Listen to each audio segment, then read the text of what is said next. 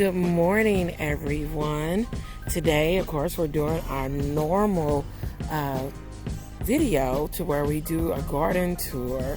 I know that many of you are following us on Facebook enjoy seeing what is actually growing in the garden. So this morning we will take a tour. As you can see, the puppies are out and they're so ready to play because right now it's like 71 to 72 degrees.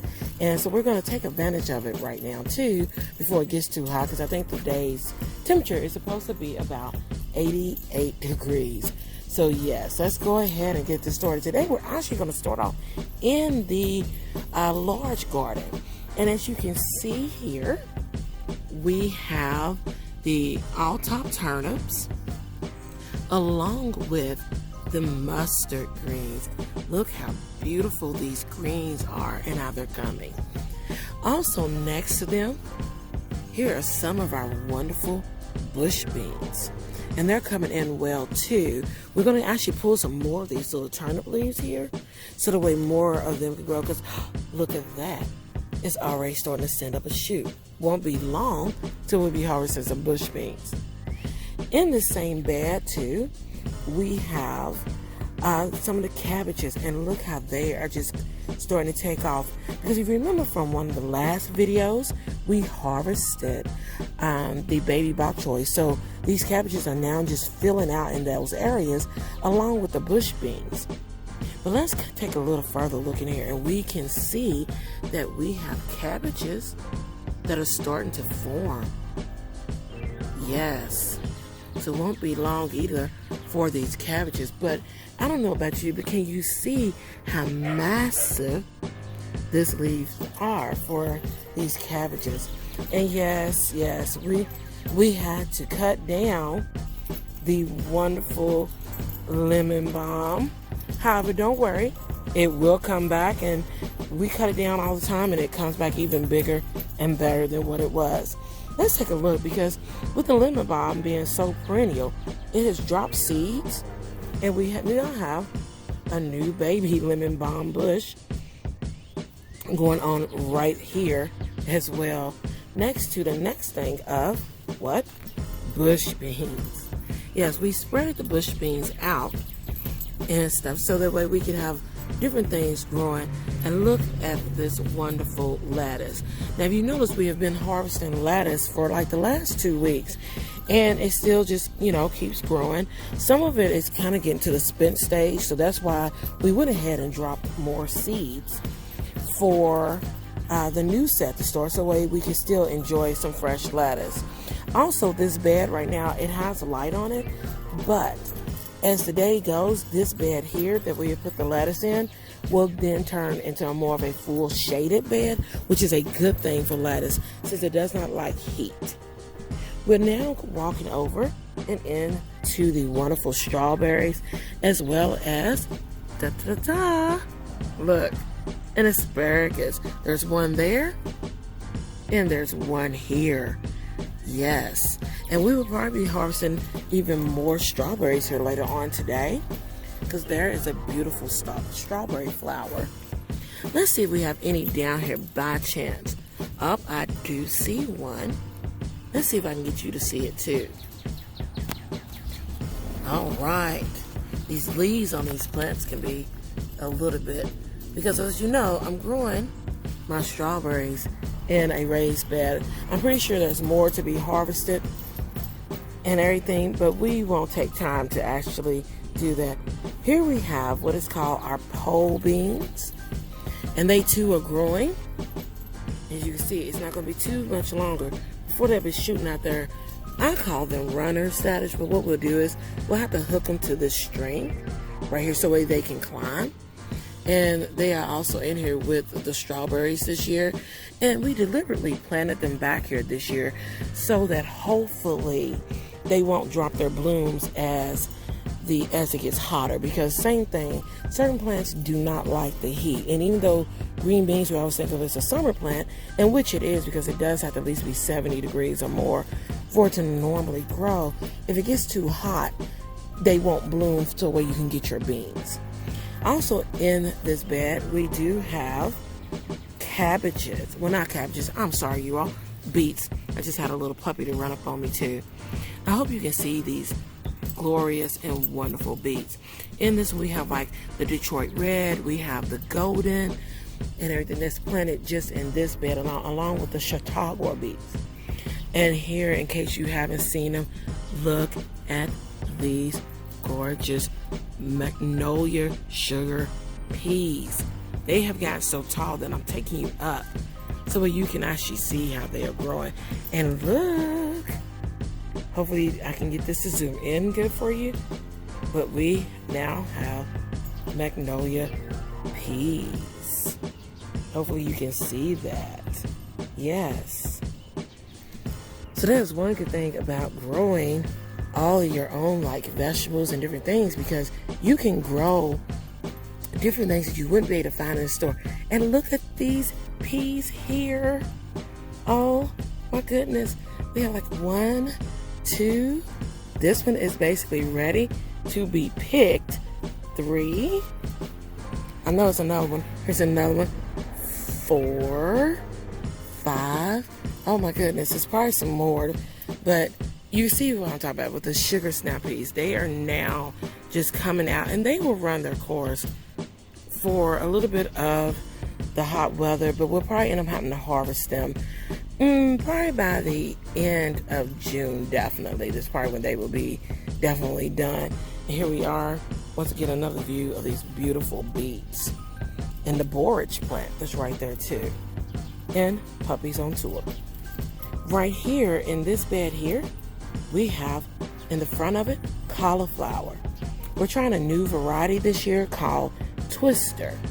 So we're going to see how that goes, because sometimes we haven't had a lot of luck with growing cauliflower, and the one that we did grow, we didn't realize that it actually grown and the bugs got it. So we're trying again. Forgive me once again for my allergies. But back here too, and up under some of that is broccoli.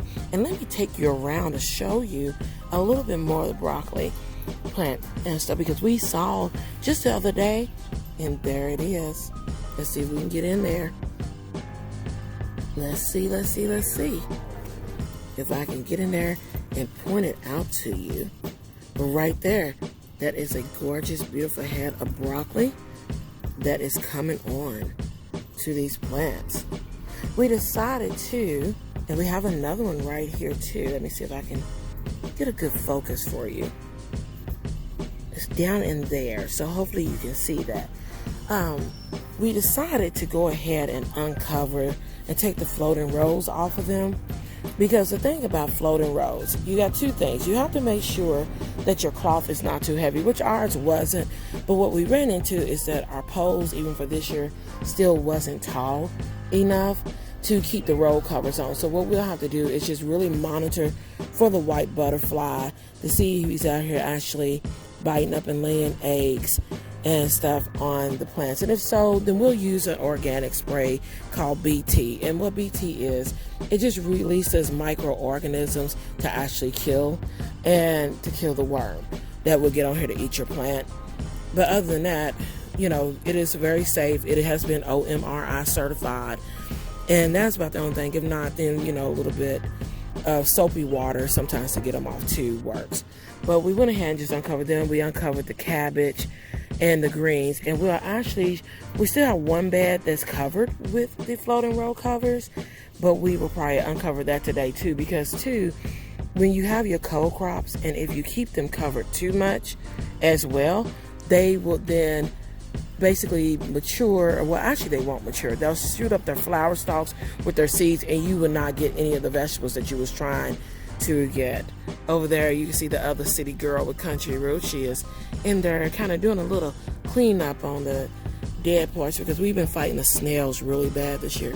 But I don't know if you can see this cute little garden helper right here. Let's see if I can get in close enough for you to see the ladybug.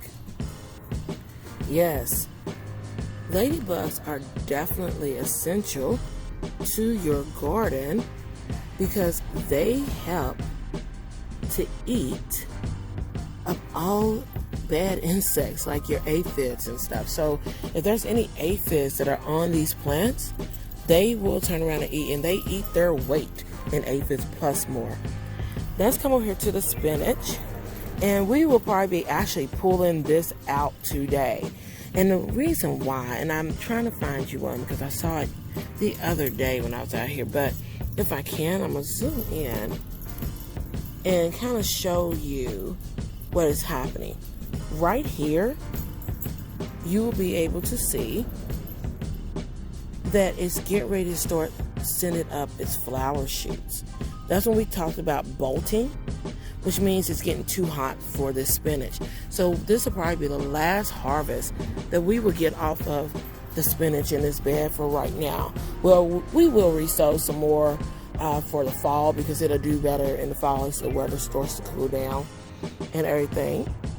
Now here we are back looking at some more beets. We have the bull's blood beet as well as the early wonder beet. And I'm going to see if we can show you as the beets are starting to form out here on here. And let me see, let me move this leaf, and can you see that the beet is making a bud? So I am thinking at best, and that's the early wonder, we probably will be getting beets definitely by sometime in June, and we'll start harvesting them out.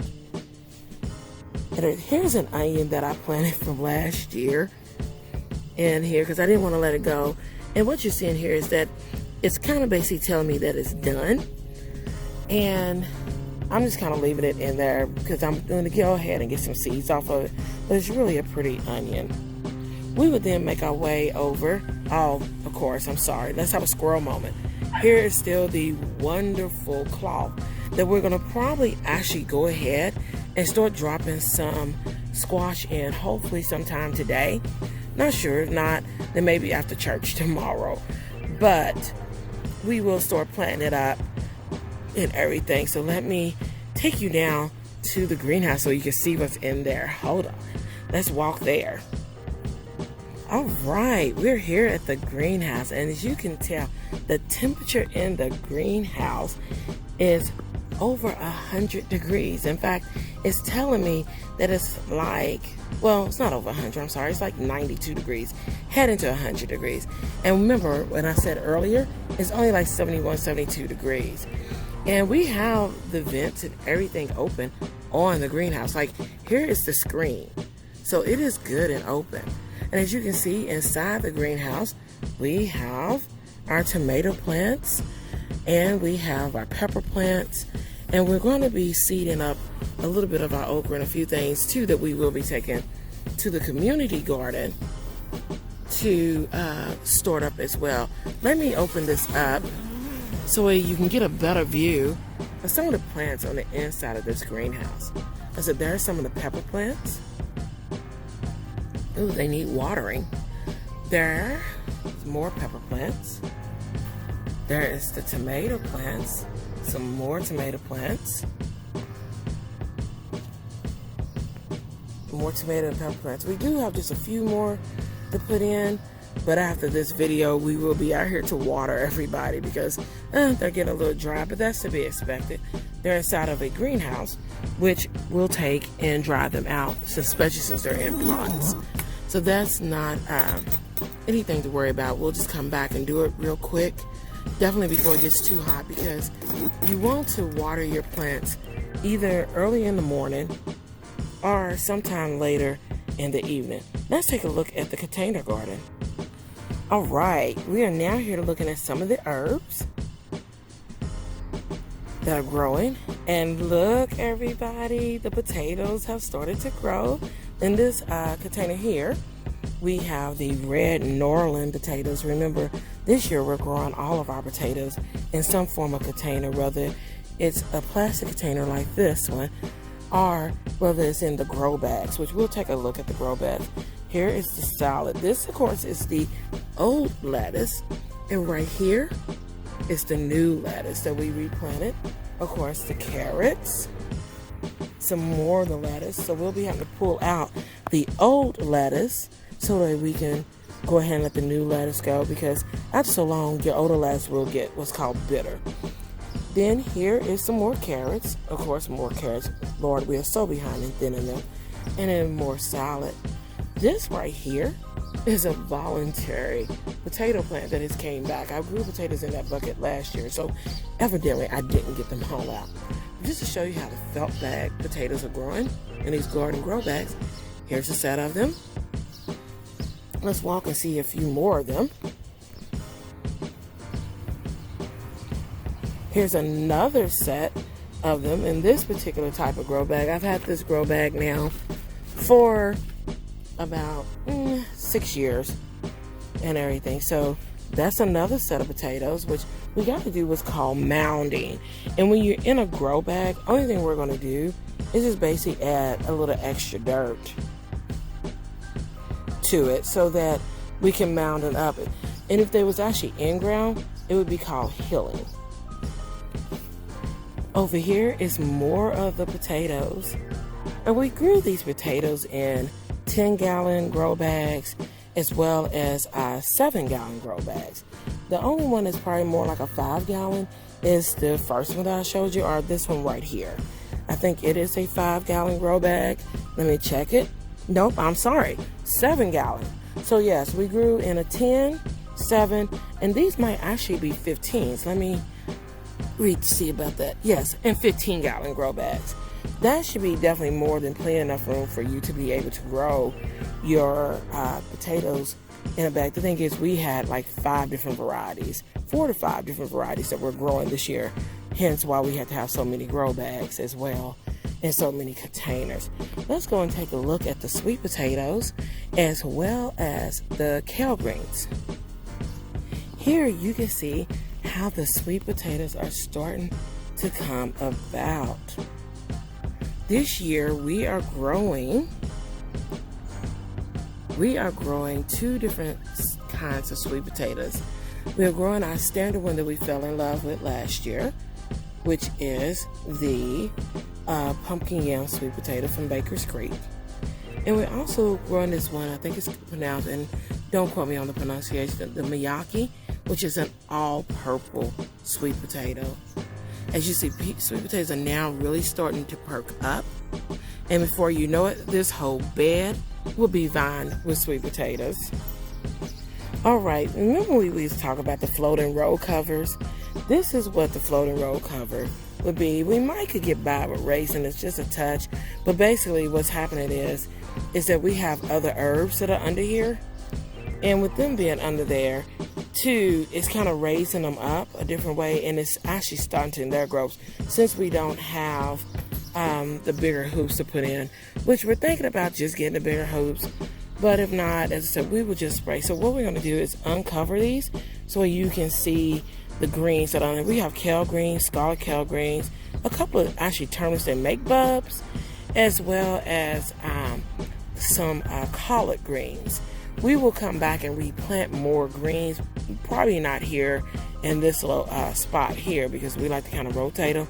But for the fall, we will plant more so that we have some to put up for the winter and everything. Erica is currently uncovering this for us. Hi, Erica. And voila, here we have the greens. And as you can see, the hoops that are in there, but you also see too, there's that Thai basil.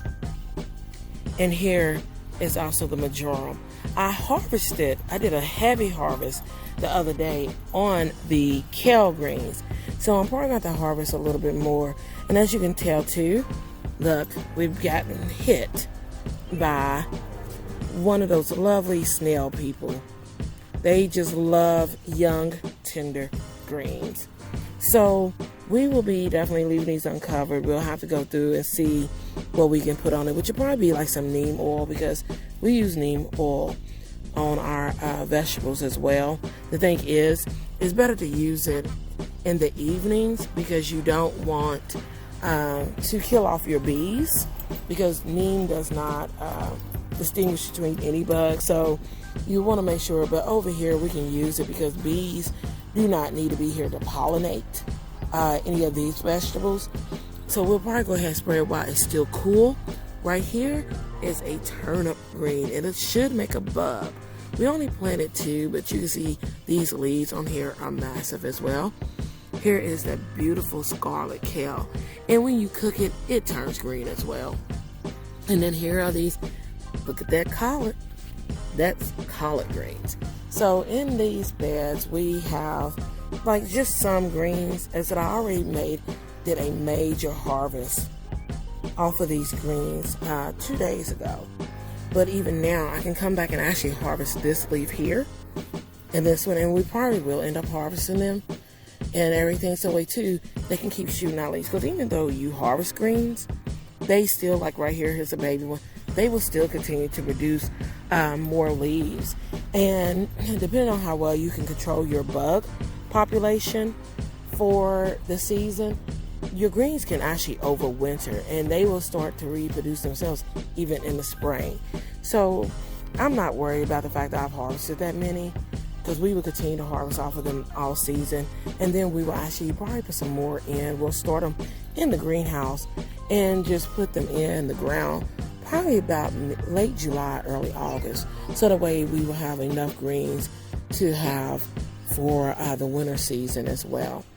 Well, thank you for joining me in the garden here, city girl with country roots, and we would like, for you to hopefully tune in more and more.